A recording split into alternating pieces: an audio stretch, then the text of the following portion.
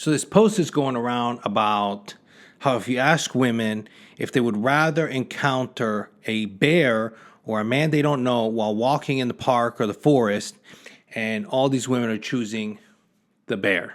Now, if as a guy, you even, bring up that this kind of stupid comparison, but, it's crazy that they would pick the bear, then you're suddenly a red flag. There's a bunch of comments hiding that. And that's what really gets you. Like, the post is stupid, but I look at the comments and I'm just like, are people serious? Like, this is one of many from girls that are like, blokes getting upset over this are both hilarious and helpful. Thank you for waving your red flags. And as you can imagine, a bunch of other ones saying fragile masculinity, fragile egos, whatever. But it's like, I find it kind of insulting, to be honest. Also, I find it factually incorrect.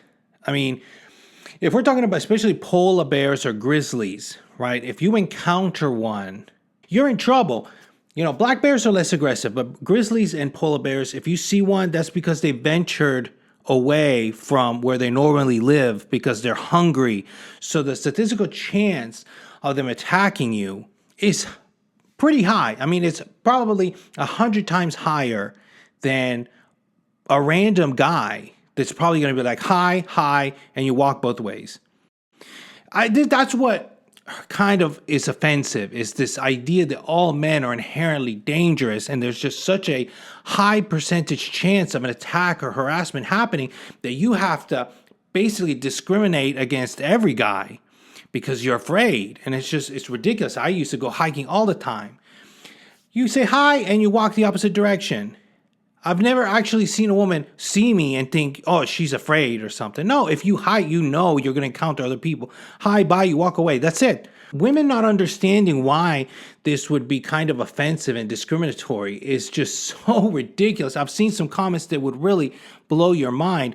But just think, put, like, for example, African Americans in there, right? And say, because 70% of violent crime is perpetrated by African Americans, you could say that we don't know if that particular black guy is going to rob us. But because it happens so often, we have to be on guard, right? And then if you get offended as a black person, well, then that's a red flag because that means you're one of the robbers. That's why me saying that offends you. Do you see how nonsensical like that? It doesn't make any sense. It's offensive. It's racist to say that. It's not the responsibility of other black people that have committed no crime to somehow deal with the black community or share some sort of responsibility for crimes committed by other individuals.